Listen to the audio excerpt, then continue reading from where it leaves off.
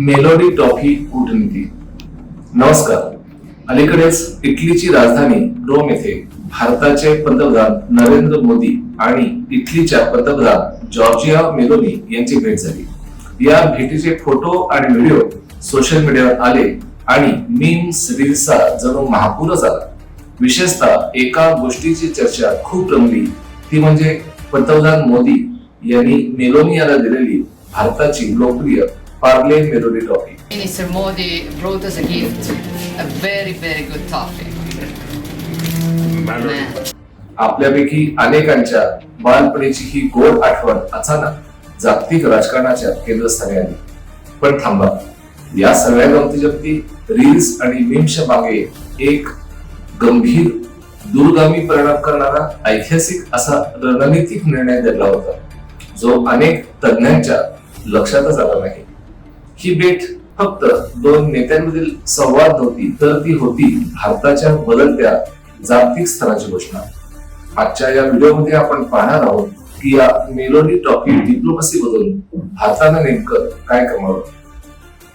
Reuters या प्रसिद्ध वृत्तसंस्थेने दिलेल्या वृत्तानुसार पीएम मोदींच्या या इटली दौऱ्यात दोन्ही देशांमधील भागीदारी अधिक व्यापक आणि रणनीतिक बनवण्यावर शिक्कामोर्तब झाले. भारत आणि इटलीने 2025 ते 2029 या पुढील 5 वर्षांच्या कालावधीसाठी एक संयुक्त रणनीती कृती आराखड्यावर सहमती दर्शवली आहे.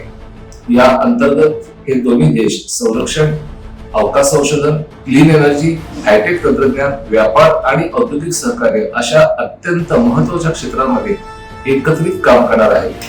पण मित्रांनो, या संपूर्ण भेटीतील सर्वात मोठा आणि गेम चेंजर ठरलेला मुद्दा होता तो म्हणजे IMEC, म्हणजेच भारत मध्य पूर्व युरोप आर्थिक कॉरिडॉर. आता समजून घेऊया की हा IMEC म्हणजे नेमका काय आहे. या प्रकल्पाची पायाभरणी सप्टेंबर 2023 मध्ये नवी दिल्लीत पार पडलेल्या G20 शिखर परिषदेत झाली होती, ज्यामध्ये Bharat, America, European union, Saudi Arabia, UAE, France, Germany आणि इटली यासारखे बलाढ्य देश एकत्र आले होते. हा कॉरिडॉर प्रामुख्याने 2 भागात विभागला गेला आहे. पहिला आहे पूर्व कॉरिडॉर, जो भारताला आखातातील देशांशी जोडेल, आणि दुसरा आहे उत्तर कॉरिडॉर, जो मध्य पूर्वेतून थेट युरोपपर्यंत रेल्वे, बंदरे आणि रस्ते मार्गाने जोडणी निर्माण करेल.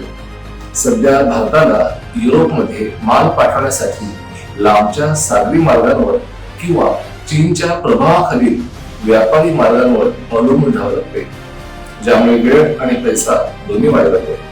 मात्र IMEC मुळे भारतातील बंदरांवरून निघालेला माल थेट UAE किंवा सौदी अरेबियात जाईल.